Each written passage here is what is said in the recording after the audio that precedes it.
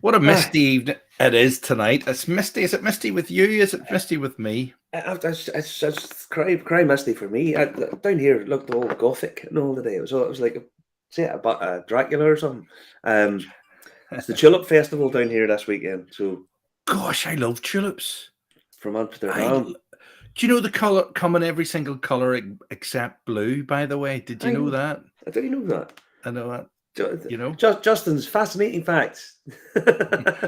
Yeah, Justin's fascinating. It's your fascinating facts they're looking out for tonight because, Oh, I mean, it's a Kennet Pans Special tonight, and if you aye, don't, well, you know, if you if you don't know what that is, um, well, as you know, a few weeks ago we were over in Alloa, and if you like I hate saying this because it sounds a bit cliched, but the sort of birthplace of two whiskey industries is in Alloa. It's just outside it, at a place called Kennet Pans. That was the first industrial distillery in the world, and it's a fascinating interview. We were so lucky to meet Brian, um, who very graciously took us in. I interviewed him and we had a chat and so on and so forth.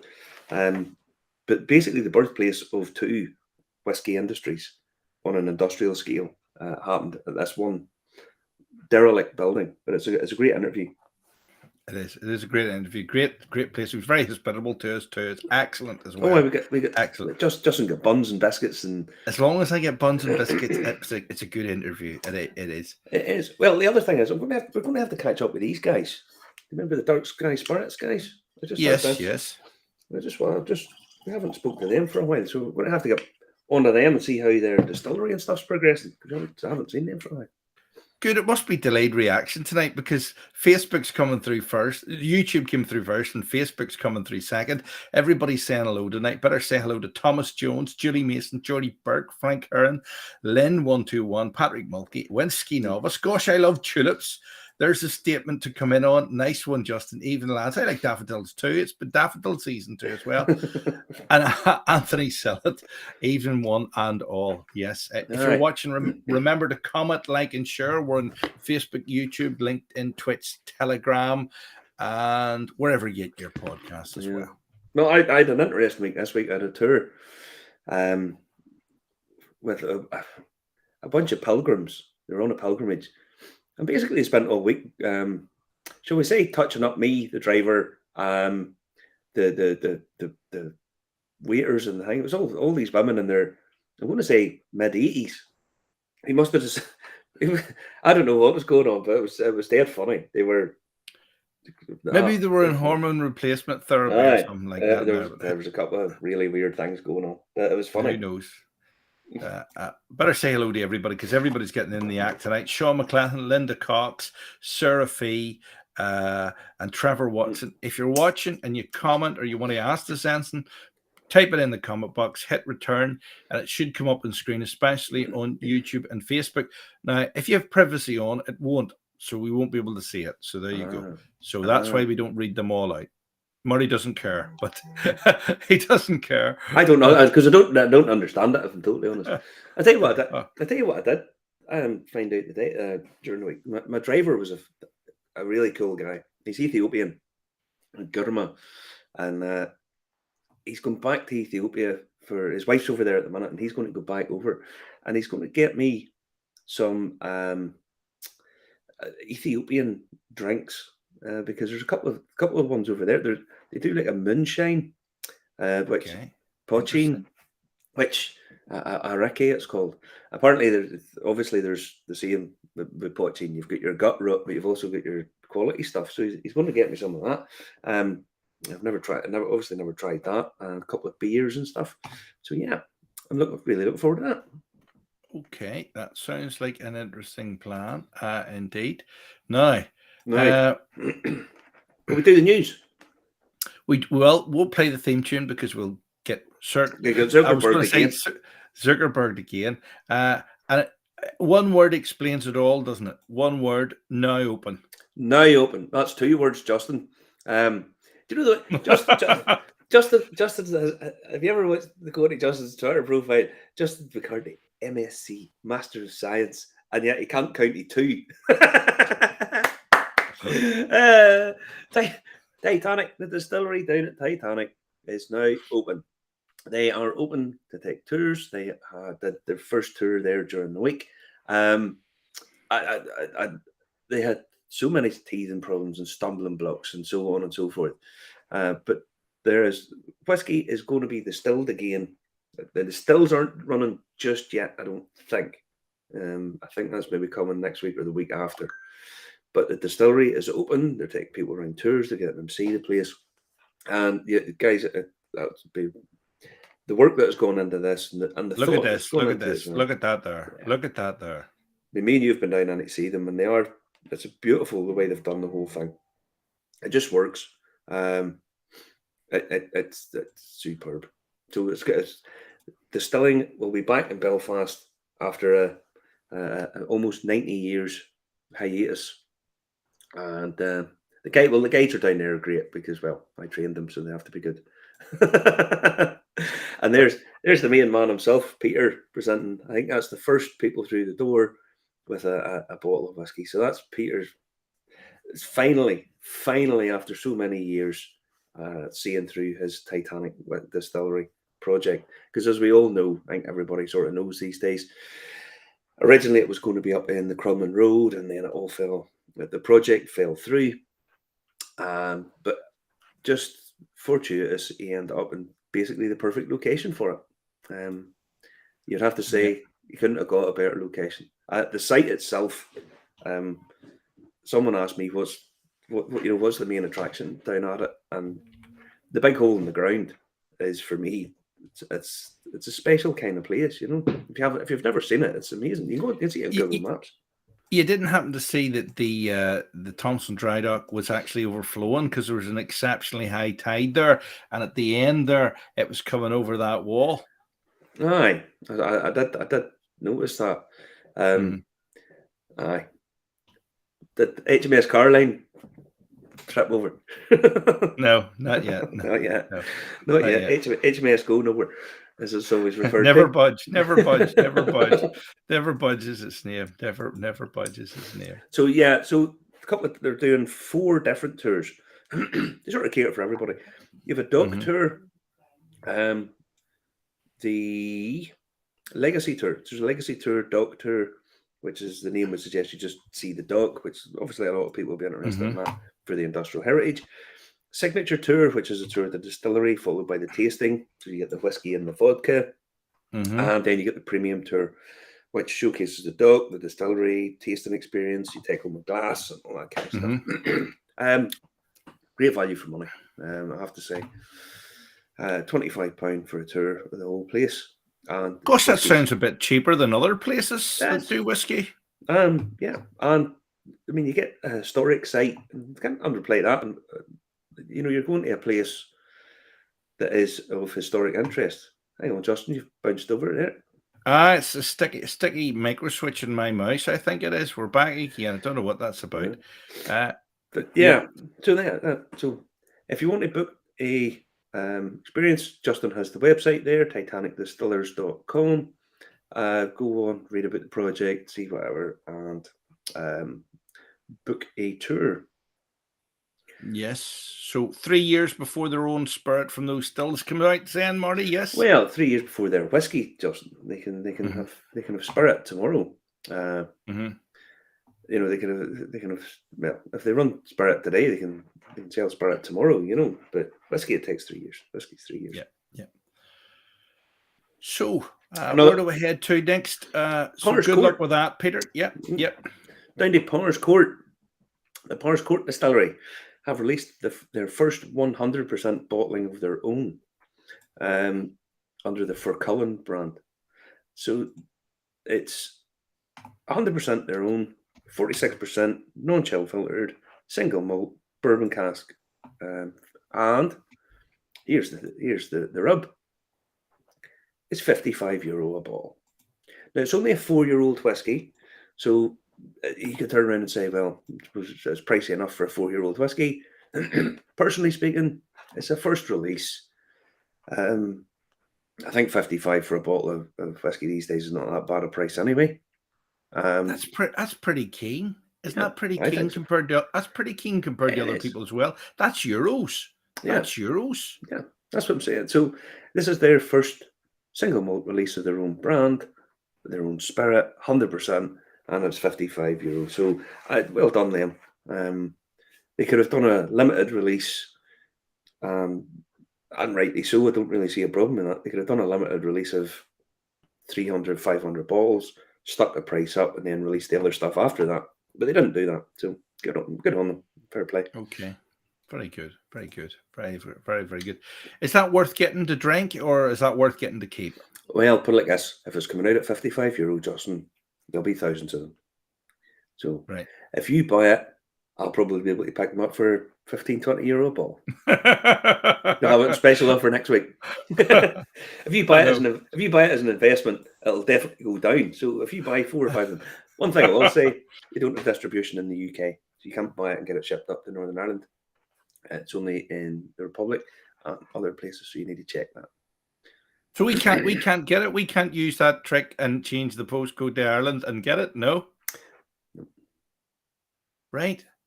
Okay. I'm gonna have to go down to Barscourt to get a bottle. Then there you go. I'll maybe message somebody to see see if I know anybody down there and left me a couple of bottles. There you go. The Whiskey Novice says, "I think that's a good price given the presentation." I think so Absolutely too. can't fault it. Can't fault it. Russ is saying hello as well tonight as well. There you go. Good stuff. So next up, bit of controversy this week. Pernod Ricard and Jameson. What's happened? This week, it was found out that just before the new year, that they had resumed shipping Jameson to Russia. Oh, and that went down like a lead balloon, as you can imagine. And well, they say that it is, to quote them, complex and challenging to stop supplying the Russian market with Jameson. It's not that hard. You just don't send the money, and then that surely. I don't understand the complexities of business on a scale of Pernod Ricard, but surely if you don't send the money of the shit, then it's not getting there. Maybe they got made an offer they couldn't refuse. Maybe there was a hotel and a big window or something like that. I can imagine. But I mean, they faced a bit of backlash. The activists staged the protest, so they superglued themselves to Molly Malone's boobs. They would have had to push a lot of tourists out of the way, you know. But yeah, so they're now saying that they will stop it, but it's challenging and complex. All joking aside, I was in Madeira before Christmas, and I was rubbing bits of Ronaldo, and they are rubbed. They are rubbed. For luck, yeah. But you tasted them as well. No, mostly by ladies. Mostly by ladies. I can't imagine. I was there, and it was a larger than life statue, so I give them a rub for luck. I remember I was where the hell was I? Albufeira. I was in Albufeira, and there was a statue of. It wasn't really a statue; it was to Ronaldo. The only problem was, it said it was Ronaldo, and his face kind of looked a bit like Ronaldo. But he had like hair like Carlos Valderrama, except it was pure white. He had like a white afro, which I've never seen Cristiano Ronaldo with a white afro. It was one of the worst statues I've ever seen in my life. Who was the one in the video with the wee kids collecting the card in South America, and the mum gets the bus to his house and knocks the door and gets the card, the football cards? They're worth a fortune. Can't remember who that was. Someone can be. But anyway, getting back to the thing. So Jameson have said that they're going to stop supplying Russia, but it's challenging and complex, which means watch that space. They probably won't. You know, they'll probably try and say we'll cut it down until such times as people forget, and then they hope it just goes away. But anyway, I'm here to be corrected. Here you stand corrected. Now, next up, Belfast brand Kirker, which was Kirker and Greer, but has now just decided to drop the Greer bit and stick with Kirker. It came to light that they have presented 6 of these presentation bottles of Shamrock whiskey, 25-year-old, to the Great and the Good. This is what was listed on the very confusing article. I'll get you that in a wee second. Nice presentation, but Marty, in that picture, nice presentation. Well, it says on the thing that they had 6 versions produced. One was given to Joe Biden, one each to the 2 Clintons. Joe Kennedy got a bottle, George Mitchell got a bottle, and Tony Blair got a bottle to celebrate the 25th anniversary of the signing of the Good Friday Agreement. Fair enough, good on them. Okay, yeah. But as soon as they posted the thing, there was a little bit of a hang on, because it said they had 25-year-old whiskey from the 4 provinces of Ireland. Now, where you get a 25-year-old whiskey from Connacht? And I'm not 100% sure you can get one from Munster. I don't, So I think either they're doing a little bit of spoofing, or the article's got a bit mixed up. Anyway, it's a bit of a strange one. But okay, is that just poetic license, or has somebody got something completely wrong there? I imagine somebody's took them wrong, but Drinksology, who own the Kirker brand, haven't really filled anybody in on what actually the thing is. They seem to have just went with one article. So okay, but well, it is pretty impressive, because I know somebody who is a blacksmith, and they actually produced, I think, golf tees for them all. I mean, it is good. It is good that, I mean, I like Hillary Clinton being the sort of vice chancellor, and I like what George Mitchell does. I mean, they've actually put a bust up to him. Have you seen it? Look at that there. I haven't been up. That's impressive, isn't it? That is impressive. No, well, I mean, he's certainly the likes of George Mitchell. I think Bruce Morrison never gets the credit he deserves, and there was a few other guys. I mean, for signing the Good Friday Agreement, I think we have we've been beneficiaries of all of this. You and I and various other people watching.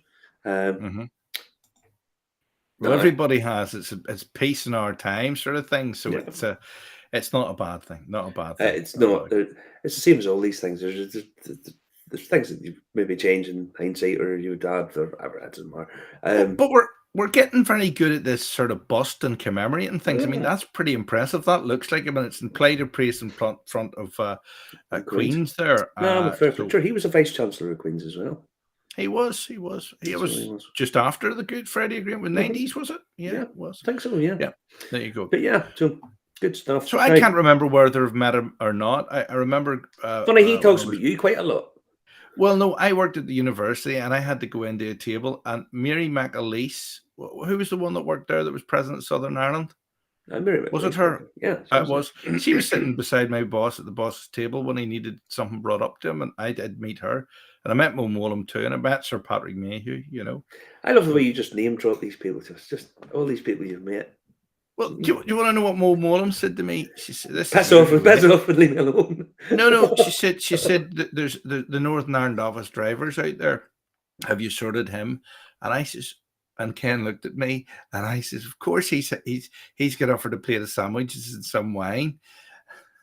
And Ken says, this is the good wine, isn't it? And I said, yes, I had to go and get the good wine, because there was normal wine and good wine. And I had the form to get the good wine from the main block. You know, Queens and Jordanstown had their own sommelier, you know, their own whiskey, that wine cellar, you know. Anyway. I wouldn't doubt that. You know, all those very learned. Aye. Jim saying George Mitchell talks about your bust quite a lot.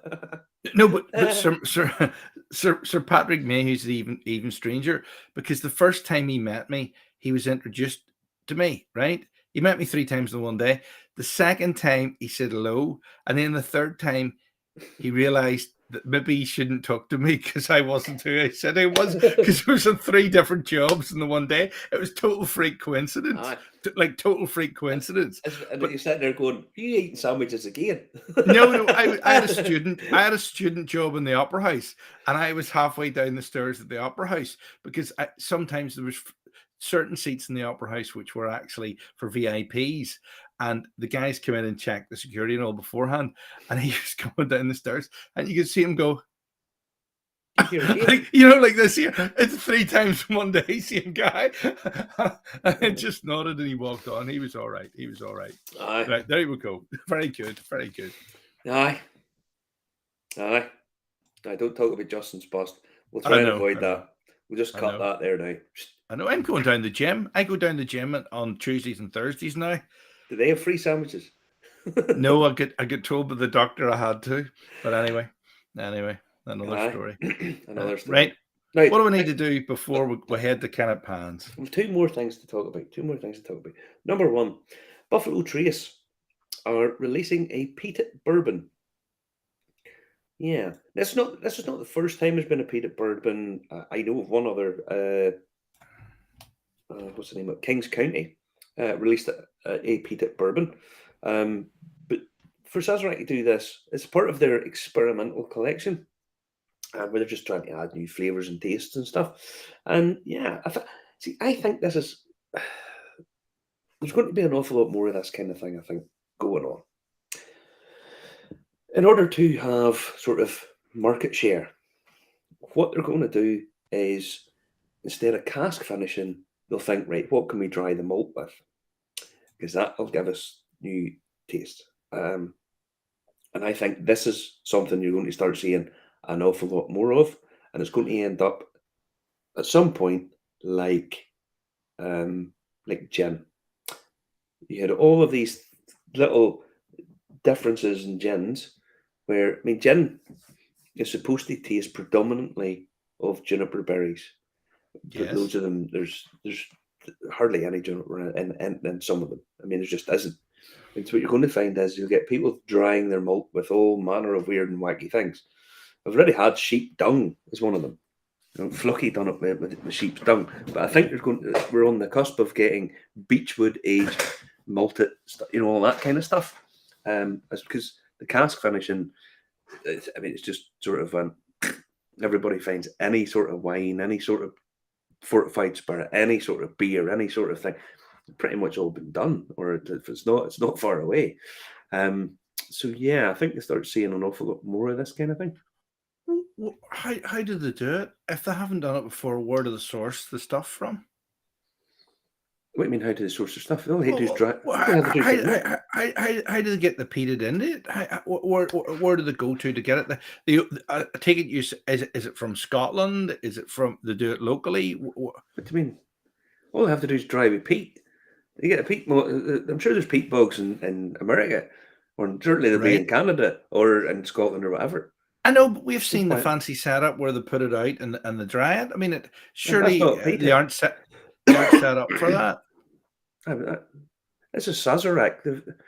Sazerac, who I'm reliably informed when they're opening the Lochgill distillery.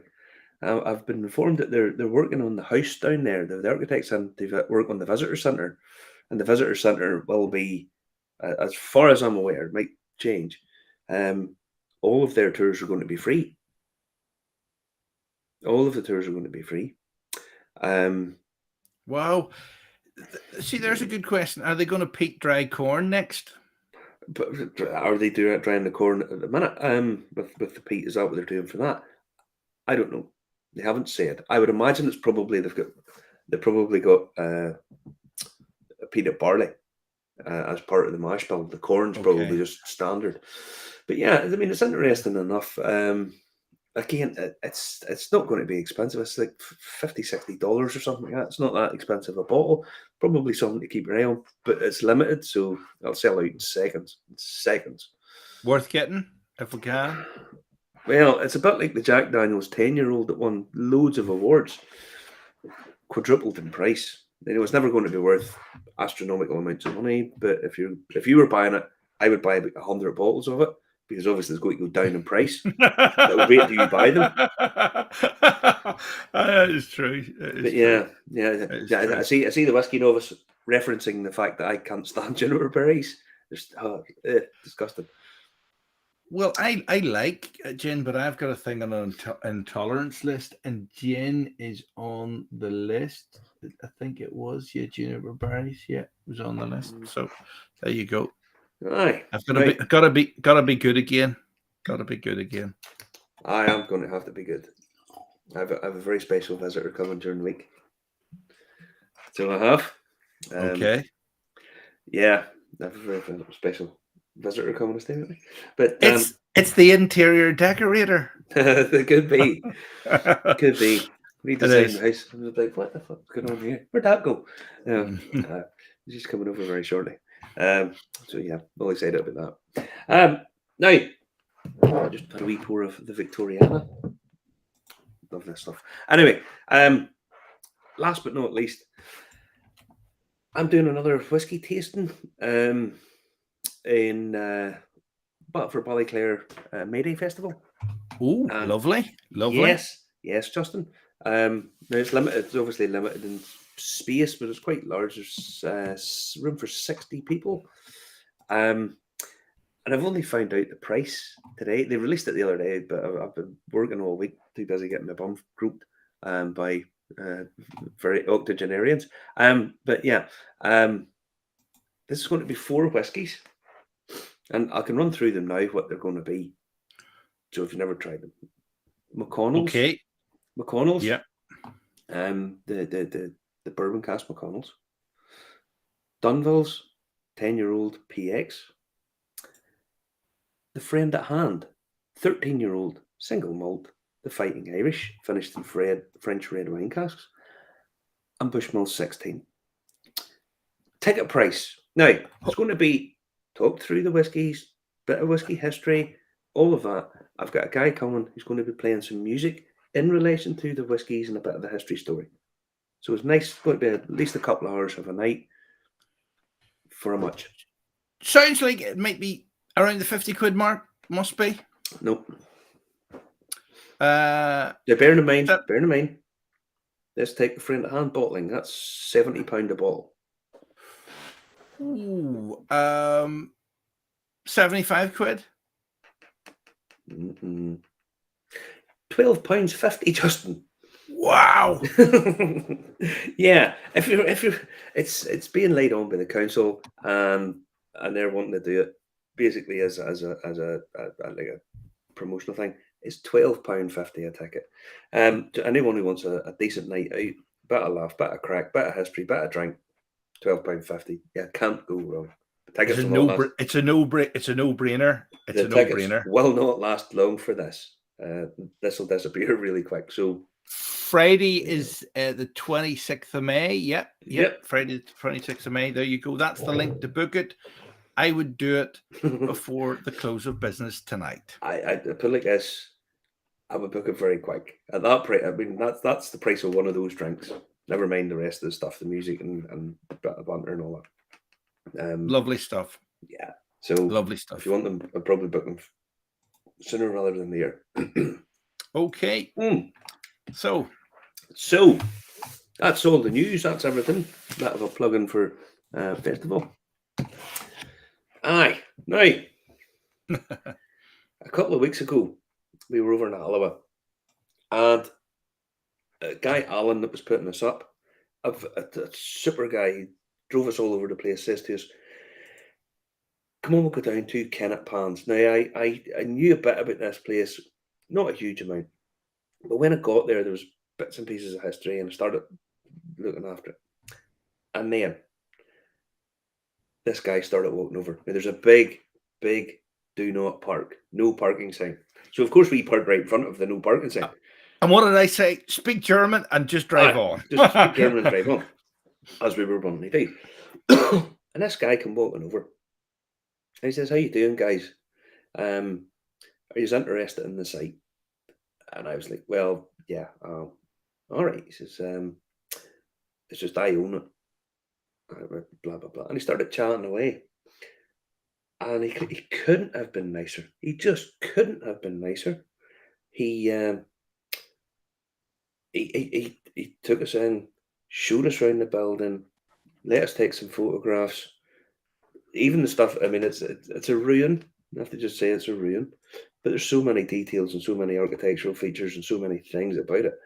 And as he was telling us about it, he was telling us about some of the history. Just to put it in context, this is where, in the Industrial Revolution, Scotch whisky became part of the Industrial Revolution. Okay? The Stein family, the Haig family, this is where they started. Now, if you know the story, John Jameson, local magistrate, marries into the family and gets sent over to run one of the Stein's distilleries in Dublin at this point, after a period of time. Jameson comes over and starts to run the distillery, eventually takes it over. But when you see a bottle of Jameson, they don't tell you that really John Jameson cut his teeth at Kennet Pans just outside Alloa. I have to thank Brian again. He was so hospitable, such a wonderful place to even talk with him. Just a really good guy. Irish whiskey on an industrial scale started at this site. Originally, this was for salt panning. Oh, started in the wrong place. Oh, right. Whiskey. I wonder where Marty is. Look at that. Look at those unusual looking pylons.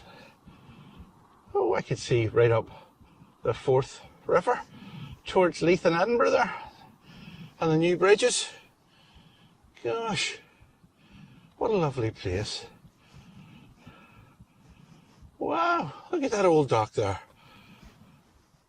I wonder what that could be. Gosh almighty.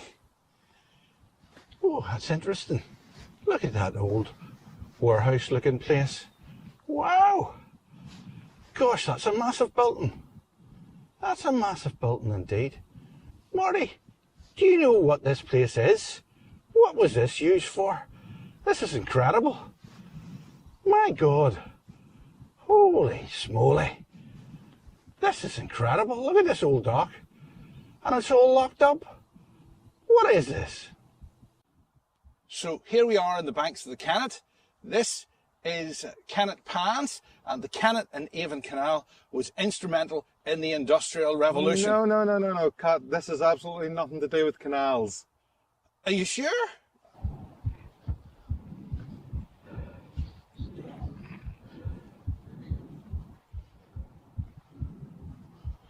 We're on one of the probably the most historic, influential site of whiskey and certainly distilling in Scotland and probably the world, if I'm totally honest, because we're at Kennet Pans and it's down here on the Forth of Firth, and it's really where the Scottish whiskey industry started, and it has to be said, Irish whiskey on an industrial scale started at this site.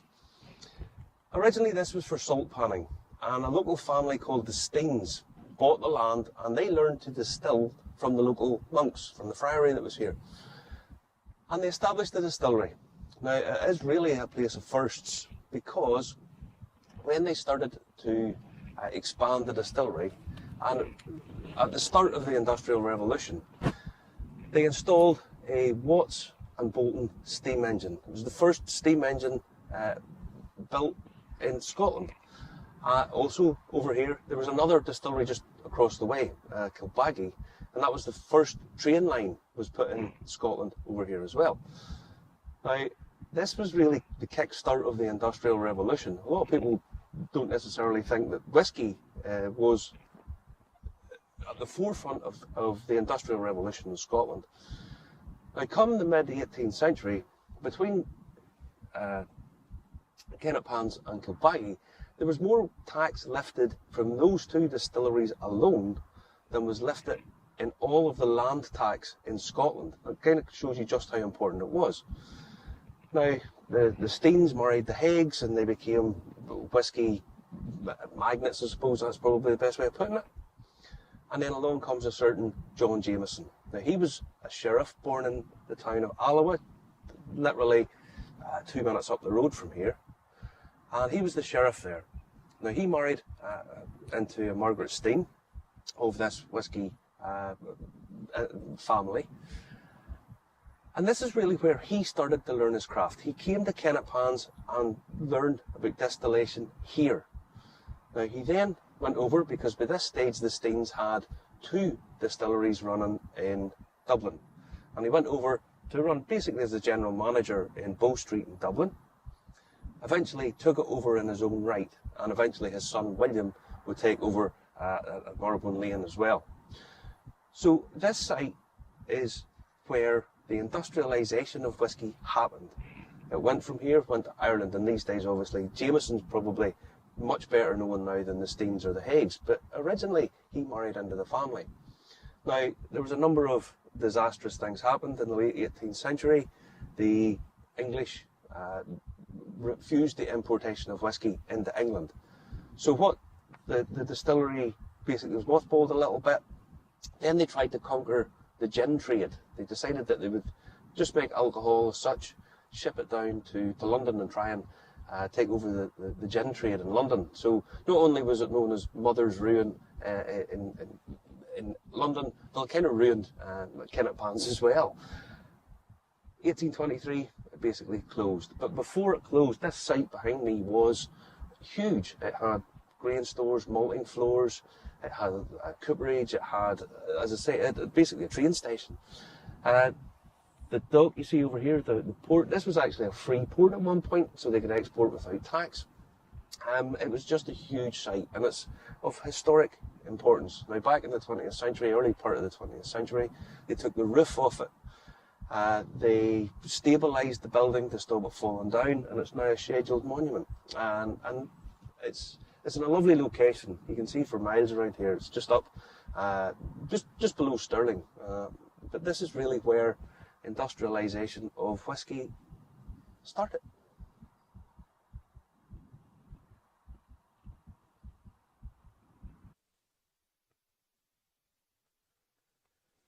Right, I'm here with Brian Frew, who is the owner of the Kennet Pans distillery, what's left of the Kennet Pans distillery, in your beautiful summer house. Now, I have to say, this is some place, this is beautiful.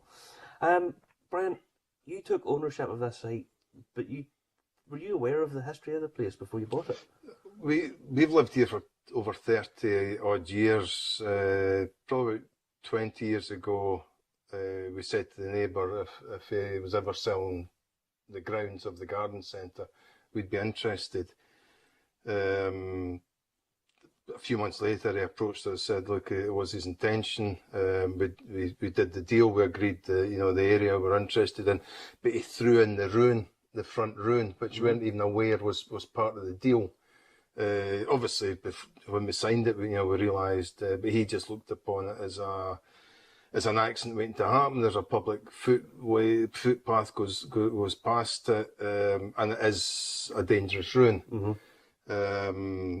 So we did the deal. Part of the front wall, part of the north wall collapsed, and my wife thought, look, we really don't know anything about the history. Even though we'd lived down here for so long, we knew it was a distillery, we knew it had something to do with the gin trade, and she thought, no, look, before this ruin collapses any further, so she delved into the history. And by God, it's a piece of Scottish history. Well, you've done a lot of delving. We've lucky enough to bring down some of the stuff and look through it. But so when you started, the pair of you, I assume, started doing the delving into it. Where did you start? What was the sort of initial spark? Was it the?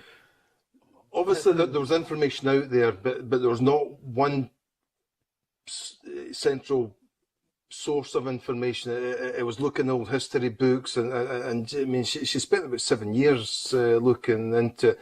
And then we got the connection, obviously, with the Haigs, which was one of the first connections we found, and then obviously later on Jameson. And it was actually my brother-in-law that was over one night. He worked for Diageo, and all the documents were sitting about, and he said, "Do you actually realise what you've got here? The Haig and the Jameson link." And to be honest, we hadn't. Yeah. I don't drink whiskey. I obviously know who the Haig whiskey and Jameson, but I didn't put really connect the two. Yeah. And then further down the line, when we discovered about the Bolton and Watt connection, the industrialisation, we thought, this has got different aspects to it. I mean, it's a real place of firsts. Oh yes. I mean, the first commercial industrial distillery. Well, Ian Buxton, the whiskey writer, he classes the first the first commercial distillery in the world. I don't know. And Brian Townsend states, where distilling left the farmyard and became a true industry. And I think that nails it. That says it all. Before Kennet Pans, distilling, what was done, even the Haigs, distilling was done just down the river there. Yeah. But this is, the Steins took it to the next level. They did. And, I mean, they were farmers. They were local farmers. Yeah. Who basically, farmers tend to be jacks of all trades. And you've a bit of a, do you call them lovable rogues? That's what The Steins, without a doubt, yeah. So they decided we're going to industrialise whiskey production. Yeah. And they built here. And they brought, you have pretty much all the letters, as far as I'm aware, the correspondence between Watt and Stein about the development of the steam engine. 1786, Stein approached James Watt about installing a steam engine down here, and we're actually lucky enough to have 120 letters going back and forward. There was no internet, there was no email these days. So these were all handwritten letters from these guys corresponding about what size they were going to get. Now, in this, this is a book with the first of the letters from August to October 1786. Yeah. And they talk about an annual fee per horsepower. To power the mill, and how big it's going to be. It's going to be £50 a year. Yeah. To run that. So that was the business model. There's a subscription. Bolton and Watt always said they didn't make money building the engine. They covered their costs, but the beauty of the Bolton and Watt engine was the saving in coal and fuel. Yeah. It was a lot more economical than any other engines on the market. So the way that the model they ran was £5 surcharge per horsepower per year, and that's why Stein was so determined to try and get the output. You think, well, just oversize it, what's the big deal? But no, he was hell bent on just getting the engine for the job without going over the top. Yeah. He kept changing the spec he wanted because he really didn't know. Yeah, I mean, it's in here. He talks about our rough grain comparison to the softer grain from the south, Yeah.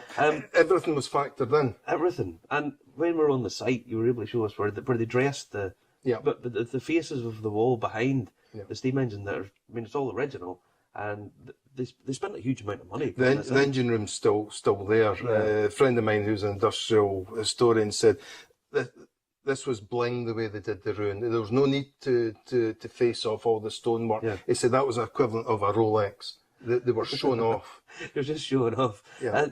Now the Steins, I find the Steins really interesting because they're not as well known now as certainly the Haigs or the Jameson would be, on an international scale, sort of whiskey terms. But they were really the genesis. It was the Haigs married into the Stein family, and that really brought that sort of conglomerate, I feel like, to fruition. It's a sin, but the Haig dynasty just disappeared. They put such a mark on Scottish distilling, but it just petered out. One offshoot of the family did go into manufacturing of bricks. There's two of the biggest brickworks in the world within a few miles of here, but then the name just disappeared. Yeah. I mean, probably the majority of people have never heard of Stein. Yeah. But without a doubt, for the industrialisation of Scotland, they were at the forefront of it. They had their fingers in lots of different pies, especially. I mean, you call them lovable rogues. They had their own bank. This is the Workington Bank for 1 guinea, in the name of Wood, Smiths and Stein. So I mean, these guys were just enormous. I mean, they had their own bank. They had their own insurance company. They had their own fleet of ships that they used to trade a lot with the Baltic countries, bringing in wood. the shipbuilding up here. The ships would come at the Kennet Pans, Alawak and Carden. Some of the ships, as I say, were actually built at Kennet Pans, had their own bailing ships.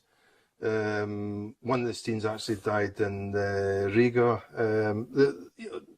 For the time, they were, honestly, they were really quite something. Yeah. They were really at the forefront. They were caught bringing wood into Alloa without paying duty on it. I mean, what a honestly, surprise. no, that doesn't surprise me. They had a twist on everything. Yeah, and I mean, these guys are at the forefront of the Industrial Revolution in Scotland. Without a doubt. Without a doubt. They installed the first rail track. That's in dispute. It's a tramway, but it is disputed. Seemingly there's one in Edinburgh, but it was certainly one of the first. One of the first canals joined the two distilleries, Kennet Pans and Kilbeggie, probably just over a mile long. You can actually still see where the canal ran. First threshing machine, the Stein's backed. The production of that, which is the forerunner to the combine harvester. These guys, if they thought they could get a turn out of anything, they were there. I don't want to stereotype, but sort of typical farmer, really, Basically, aye. I mean, that's true, without a doubt. Yeah. But it was the scale they took it to. As I said, it had never been seen. No. They had their own. There's coal mines in this area as well. There's coal mines down at Kennet Pans. Yeah. So you've got the port. You've got the fuel that was needed. There's water up by Kilbeggie. There's reservoirs up there, and even the field in front of the house. There's part of it collapsed there a few years ago, and that's riddled with tunnels. One of them that collapsed was probably about a 4-foot square tunnel, and it was an absolute work of art the way this was done, and it ran up towards Kilbeggie. So that's where the distillery here must have got its water supply. Brilliant, it's unreal. Now that it's in a sort of precarious position when you took it on and getting steadily worse. You then brought in the Scottish history, or we set up a trust, a charity, and to be honest, it was in the Fourth Landscape, which was I think it was an EU funded project, and they were trying to do up premises along the River Forth to do with wildlife, for birds and old industrial sites. Lime Killings was another one that received a lot of money. But when they saw Kennet Pans, they thought, they backed us. Historic Scotland, and that's what really got us on the map. Before that, no one really wanted to get involved. We actually brought a fundraiser in. And that cost us about £6,000 to bring this guy in of our own money, and we didn't achieve a penny. Yeah, because no one wanted to be first to back us. Yeah, the trust was unproven. We hadn't done anything. But when the Inner Fourth Landscape initiative kicked off, that's when Historic Scotland started to take note as well. I mean, it's a scheduled monument. That's got the same listing as Edinburgh Castle or Stirling Castle. You don't get any higher a listing. No. And Historic Scotland have been fantastic. Yeah. They've had guys working here for about 2 to 3 years. And what they've done is they've tried to keep everything as sympathetic as possible. They've shown the work that they've done. Yeah, they haven't tried to mask it up. No, they've highlighted the work that they've done. You're not allowed. That building was scheduled in the 1990s. Now you're not allowed to alter the building after that date. Yeah. So someone suggested putting a roof over it, trying to preserve it, making it a museum. It's never going to happen. Yeah. It is what it is, and that's it. I never ever use the word owner. I prefer custodian. We'll pass it on. We've offered to sign it over to Historic Scotland. Ownership doesn't matter. It's irrelevant. It's a piece of Scottish history. It's got to be protected. And as the Scottish distilling industry as we know it, this is where it started. I mean, all of the farming, the people who did a little bit of distilling here and there, maybe sold a little bit to a smaller market. This was an industrial scale, and this took it to a totally different level. And also they went over to Dublin, and they had stuff over in Dublin, and that's where the Jameson connection comes in then. I'm not quite sure why Stein went over to Dublin, and also the fact that it seemed to start off on an industrial scale. There's no record of it really sort of building up. We don't know where the money came from, but when Kennet Pans opened, it was on a massive scale. Stein pretty much saturated the Scottish market, and then he set his sights on Dublin. Now he went across to open the Bow Street distillery, and employed John Jameson as the site manager. Now, this is where history, Pernod Ricard or Jameson will admit Jameson was a Scotsman. They don't admit to the Stein link. If you look at their now, we've been in touch with their historian, and he said, "Look, what we've got on our website is spot on," but he said they'll never admit it. Yeah.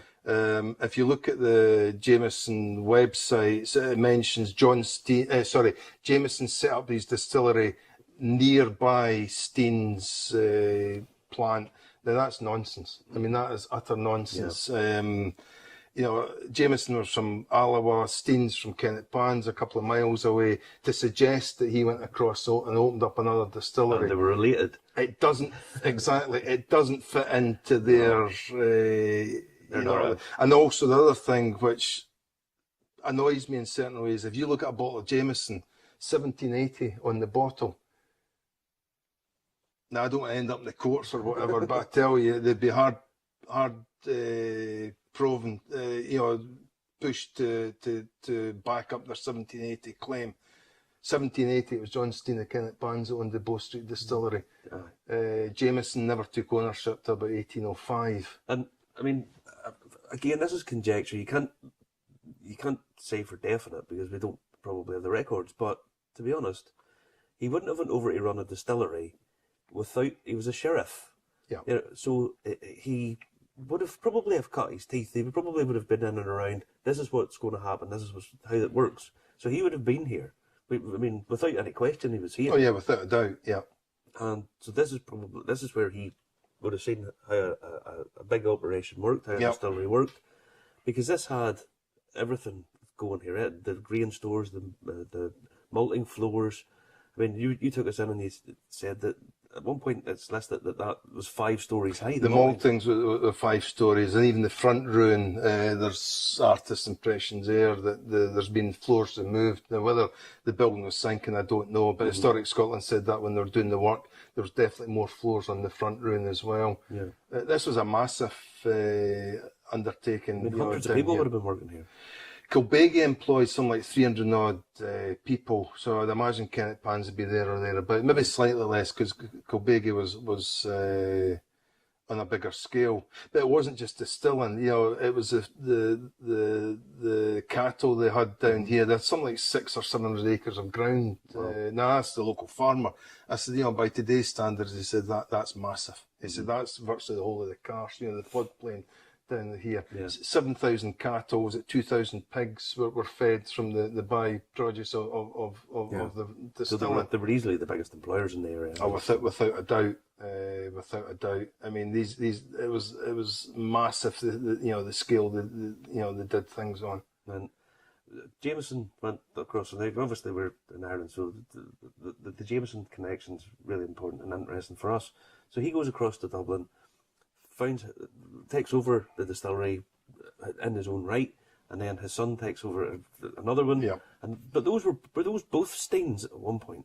The Marlborough, Marble and Lane was Stein, and so was Bow Street, and so I think Middleton as well. Look, I might be wrong on that one. I would need to check, but I'm pretty sure that was Stein. So all of that was found here. He goes across, starts this legacy of distilling in his own right. So you have these 3 families who have married in among each other, but the genesis of the whole thing's here. It's on this site that just over 10 yards away from us, 20 yards away from us. Well, it's just going back to the expert comments, you know, when you see comments like, you know, the ground zero of the Scotch whisky industry, the DNA of the whisky industry worldwide, you don't get any stronger, you know, and that's by, you know, the top whisky historians. There's no doubt, you know, the impact Kennet Pans. It's an absolute sin. It lies in ruin, but it is what it is. And the fact it's still there is incredible because, as I said to you yesterday, there's absolutely nothing left of the Kilbeggie distillery. Yeah, nothing. So that's why it's so important, you know, to save this one. Yeah, and now all of the work that you've done, you've brought us down just a tenth, you say, of what you have. You've loads and loads and loads of documents and records, all of the letters with the Bolton and Watt steam engine. you have artist impressions and maps and so on and so forth. It must be a bit of a labour of love for you. It has to be. As I say, my wife probably spent about 7 years on it. COVID set us back. Obviously, Historic Scotland haven't been back since then, but it became almost an obsession. We got in tow with a chap, William Whitehead, who's got us copies of all the Bolton and what, because he lives down in Birmingham, so he goes into the Birmingham Library and has got access to the archives there. And if it wasn't for him, bottom line is we just wouldn't have these records. Yeah. But the more we delve, the more we find. It's you flesh it out more. Aye, it's, as I say, it's a piece of history on a couple of different fronts. Distilling and industrialisation. Yeah. But yeah, I think it was saying the website, 99% of the people driving on the Clickmanshire Bridge won't have a clue. No, it's more often than not referred to as the castle. They haven't got a clue the impact. Now, you mentioned the website there. You've got it uploaded to a website. It's kennetpans.info. The website's needing tweaked just now, but virtually all the information we've got's on there. These letters are still to get loaded onto it, but the must-reads are certainly worth looking at. They give without delving into the whole story. Yeah. There's some good features in there, especially the gin trade. The industrialisation, the Bolton and Watt connection. The gin trade's certainly an interesting one. Yeah, because I mean the distilling kind of stopped here in the 1820s. Was it 1826 is the last record we've got distilling down here. And one of the problems was they tried to take on. They sort of overreached a little bit by trying to take on the gin market in London. One of the biggest problems was the Steins invented the continuous still, which meant that basically they didn't need as many distilleries. Kilbeggie was the first place to have the continuous still. So 5 of the Steins and the Haigs worked together. 5 of the top distilleries owned by the Steins and the Haig produced over 50% of the total whisky production in Scotland. Yeah. Now, is that a monopoly or what? It pretty much is, yeah. Aye.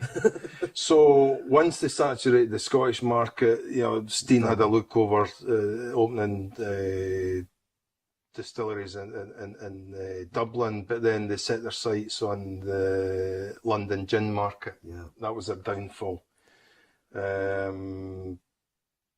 Within, I think it was 1788 was the first record of whisky being exported. And when I say being exported, basically whisky was taken out of Kilbeggie, shipped down to London. Yeah. So, first, as I say, you could argue the toss, was it exported to the same country? But so within 10 years, they'd actually taken over a quarter of the London gin trade. These guys hammered it. Yeah. But obviously the London gin merchants weren't going to stand back and take that. It was said under equal law the London distillers were no match, for the Scots. Yeah. But of course, then they bring in protectionist laws and the London distillers had the ears of the government down there, and they kept putting different rules in place to try and stop the Scots. Yeah. They do reckon the Scots were producing without paying duty, which wouldn't surprise me. So I'm not sure about the equal law. I think they cut both ways, But there was as many rules and regulations brought in. There was the tax to the whiskey, or it'd be spirit, it wouldn't be whiskey. Yeah. So I think it was late 1780s. It was cut to about a 13th of the previous year. They absolutely hammered the Scots, made it as awkward as possible for them to try and export. That's when the Steins were caught trying to bribe the local excise officer, that's a good read on the website. They were caught slipping them. It was £500 in an envelope, and on the envelope was written to be repeated every year. Now we reckon that was £100,000 in today's money. And probably a nice white envelope, because they did a bit of style about them, But what was the guy going to do with that? Buy a house in Spain, I mean, it just wasn't. But we've got the record of the court case there, and even although the judge did state, you know, it was proven that Stein had given the money, but it wasn't proven that it was done as a bribe. So God knows how, you know, I don't know how much the judge was slipped or the jury was slipped, but the Stein's managed to wangle it that. But what's not as commonly known is they tried it a year before with £300, and I don't think that actually got to court, but we have got record of that. I think that just got brushed under the carpet. So they kept going back up in the ante until, as I said, it was taken to court. But that shows the muscle these guys had. Yeah, I mean, the money. They must have been some of the wealthiest people in Scotland. They had to be. Had to be, you know, without a doubt. Yeah. But they had their fingers in a lot of different pies. They didn't just rely on distilling. Yeah. But 1788, I think that's when it went completely pear-shaped. London gin merchants had enough. English government, or you know, the English government brought out a law that any Scottish distilleries going to export to England had to give 12 months' notice of intent. So that blew the five main distilleries in Scotland, owned by the Steins, and it blew them out of the water overnight. They all went into sequestration. So that's really when this kind of went on the slide down. No, not really, because one of the local lords bought the distillery back and more or less gifted it back to the Stein, so it was up and running in no time. Yeah. Even though Steins officially had gone bust, you know. So happy birthday! It was up and running. It was Lord Erskine bought the distillery, and but it probably was the start of the decline. As I say, probably the continuous still was the thing that put the nail in the coffin of Kennet Pans, because Colbegie got stronger and stronger, and there's probably no need for Kennet Pans. Yeah, you could make probably up there more than enough for cover. The amount of gin that used to get produced up there was incredible. So 1826 is the last record we've got distilling down here. But it's an amazing sight, and I hope Historic Scotland can finish off the work that they've started, and let people go in round and form. But the fact that it's there should be much better known in the whiskey world. I'm surprised actually the lack of interest, but then that's why it comes back to us as well for maybe not promoting it. As I say, we brought in a fundraiser, and he was actually surprised. It was just not to raise funds now. You've got to tick certain boxes, and make sure you're not laundering money for the Steins, for the judges that the Steins bribed. There's got to be a community interest. Well, it's a dangerous ruin. I mean, we can't really allow people in there just now. So it's sort of chicken and egg. Until we get the ruin stabilised, our hands are tied. To what we can actually do down here.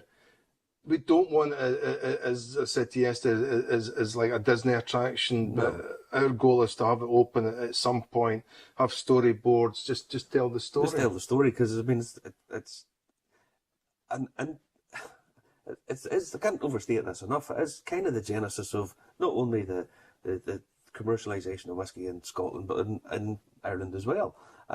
These days, Jameson as a brand sells more than the rest of Irish whiskey combined, and this is where it started. There's no doubt about that. This is where it started, down at Kennet Pans. Now, Brian, thank you very much. It's a joy. This is a beautiful location. I mean, it's just a stunning place. And very kindly talked to us, and thank you very much. No, not at all. It's my pleasure to show anyone around. I mean, if anyone wants to get in touch with us through the website, I'm more than happy to show them around the ruin. There's not an issue. Thank you very much. Okay, thanks. What did you think of that? I'll tell you, they're one of the nicest people you could ever meet. I mean, genuinely, was so hospitable, so nice, passionate about the whole place, wants to share it with other people, and obviously he has the restrictions, but just an amazing guy. One thing I wanted to ask you, why do they not admit that the railway isn't really the first railway? The canal thing as well is weird. Jameson in Dublin is weird. What's that all about? Well, the thing about it is, I mean, you take Jameson. Irish distillers don't even want to. They will admit that Jameson. But we've been there and seen it.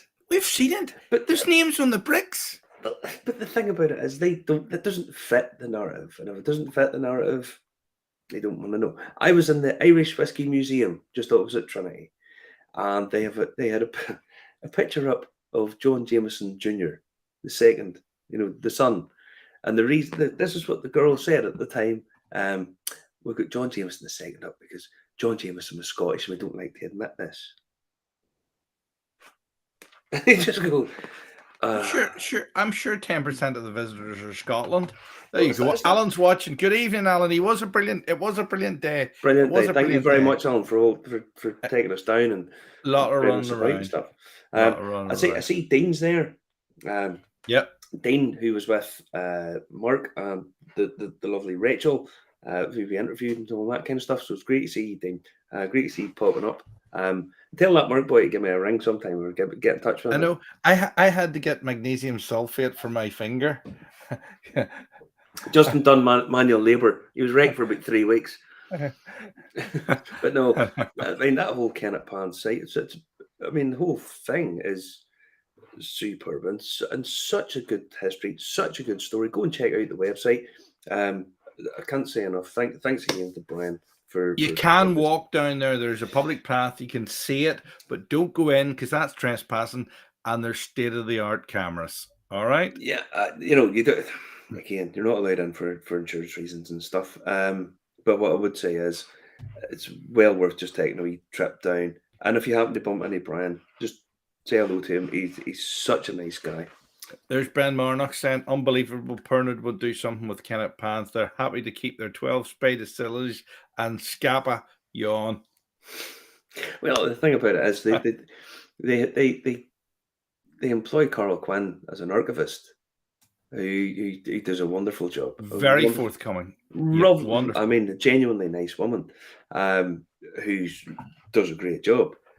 But why would they? I don't understand how they think that John Jameson went across to Dublin, started running a distillery, or founded a distillery, and didn't go to his in-laws' massive industrial distillery that's 2 miles down the road from where he lived.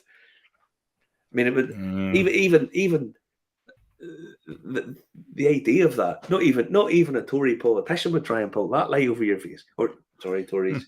Even a Labour or an SDLP or all politicians would try and pull that over your face. I mean, it just doesn't make any fucking sense at all. Sorry, Mark Zuckerberg. But yeah, a great interview. Do you know that's only the third time he's been interviewed? Right. Yes. The other two was for the BBC. Yep. He interviewed Brian Cox was the last person to interview him, other than myself. Yeah. There you go. Excellent stuff. We're going to leave it there tonight. What does Frank Hearn say? Any dates from Paul on Belfast Whiskey Week? I think they're up there on Belfast Whiskey Week. I do have the dates, Frank. Yeah. I am doing stuff this year for Belfast Whiskey Week. I will just put that out there. What I'm doing is, if you want to watch Carol Quinn's interview, the archivist from down there at Jameson's, there it is. The link's in the thing below.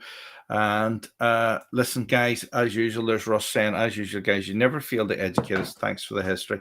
That was pretty special. I'd seen it on the Britain at Low Tide. Was on iPlayer? I think it was.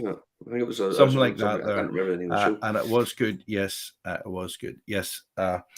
Make sure you're there next year and you can take a race down there for Absolutely. the Alloa Whiskey Festival, or Clackmannishire Whiskey Festival. There you go.